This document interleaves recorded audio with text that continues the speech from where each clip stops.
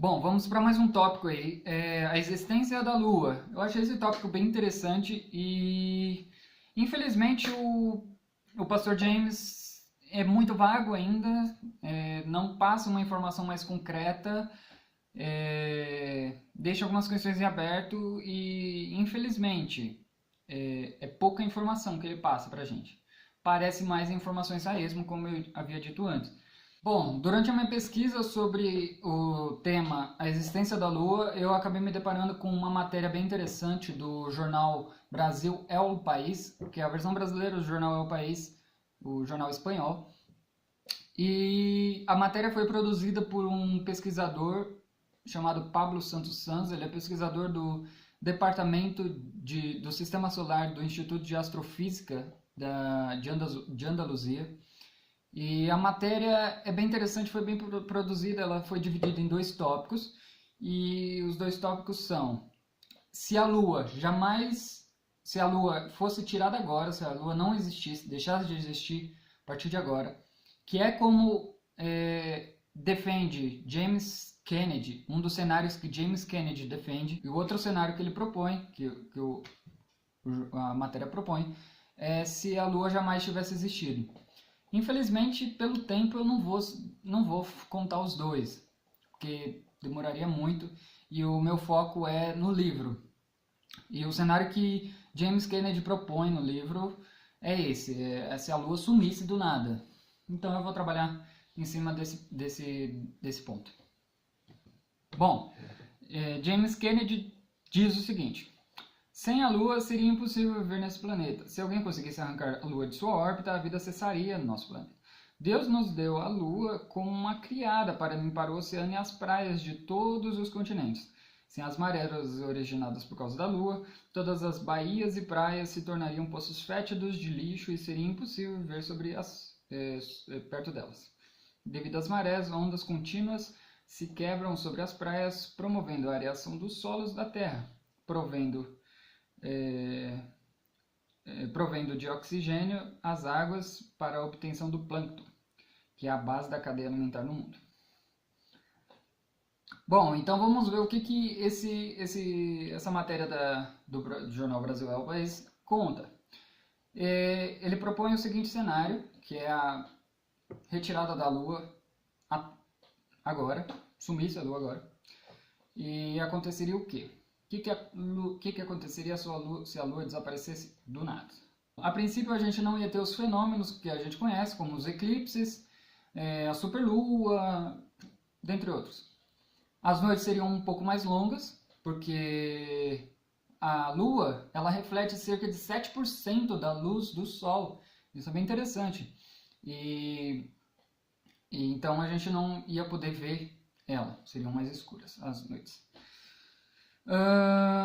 Teríamos o desaparecimento das marés, que boa parte das marés que ocorrem aqui no planeta, ela é produzida pela força gravitacional da Lua. O Sol também tem uma grande força gravitacional, porém ela não atinge tanto aqui. Quem tem mais força tem um poder de gravitação, provém da Lua. Então, ela que influencia bastante as marés aqui no planeta. O que aconteceria também é que o mar perderia seu sistema de limpeza natural. Por causa das marés. As marés se diminuiriam. Então, podemos dizer que se confirma em partes o que James disse. Bom, outro fato é que a Lua ela influencia no nosso eixo de inclinação. Então, sem ela, nós não teríamos um eixo de inclinação estável, o que tornaria o nosso planeta uma mudança muito drástica do nosso eixo de inclinação, e que alteraria consideravelmente os climas aqui na Terra. Bom, com o desaparecimento da luz solar refletida pela Lua, alteraria os ritmos biológicos de diversas espécies de plantas e animais também. As migrações, as épocas de cio e hibernação seriam alteradas e poderia até acarretar em alguns prejuízos para diversas espécies, por conta das mudanças climáticas. Bom, voltando ao livro, o pastor James cita o plâncton. Plâncton é um conjunto de diversos tipos de micro-organismos, e ele diz que o plâncton é a base da cadeia alimentar no mundo. Bom, não chega a ser tanto, ele na verdade é base da cadeia alimentar aquática, marinha, né, no caso. Bom, o pastor James continua dizendo a importância do plâncton, porém ele não é específico em que plâncton ele está falando. Plâncton é um conjunto de micro-organismos e há 4 tipos de plâncton no meio aquático. E o mais importante que é visto é o fitoplâncton. O fitoplâncton ele tem sua importância aumentada por quê? Porque ele é responsável pela captura do gás carbônico e a transformação do gás carbônico para o oxigênio. Isso, sem dúvida, é bastante importante e é essencial para a manutenção da vida aqui na Terra. Bom, mas aparentemente nem tudo é perfeito. O fitoplâncton, em estado de desequilíbrio, ele causa problemas. E esse estado de desequilíbrio é causado pelo excesso de nutrientes ou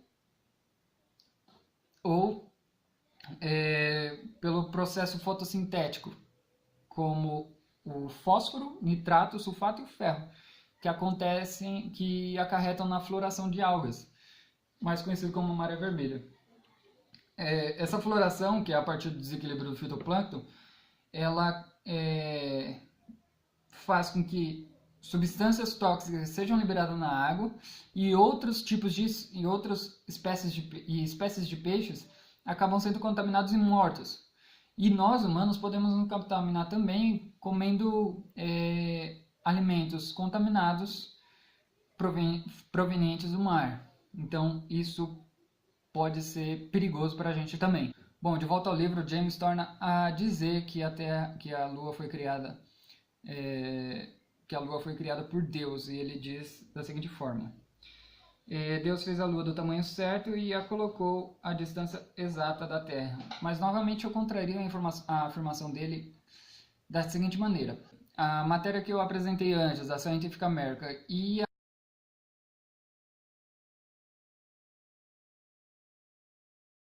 a matéria que eu encontrei recentemente da BBC Brasil, ambas comentam sobre a distância entre a Lua e a Terra, que estão aproximadamente a 390 mil quilômetros de distância uma da outra. Eu não vou falar o valor exato, mas lá eles apresentam o valor exato. E segundo a matéria da BBC, produzida pela BBC,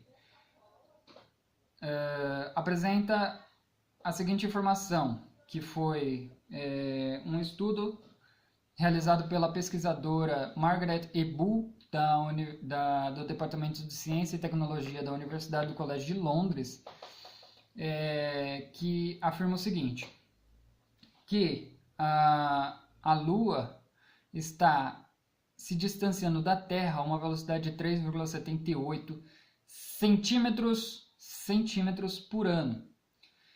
Então, a Lua não está a uma distância exata da Terra. Ela nunca esteve, aparentemente. A Lua se formou em um choque com a Terra. Então, a afirmação de James se mostra incorreta perante essa publicação dessa pesquisadora do Departamento de Ciência e Tecnologia. Lá na matéria da BBC, eles explicam exatamente como é feito esse cálculo da distância entre a Terra e a Lua e como é feito esse cálculo do distanciamento que a Lua está tomando perante a Terra, que eles comentam aqui que é de 3,78 centímetros por ano. Isso mostra novamente que o pastor James se mostra equivocado nas suas afirmações.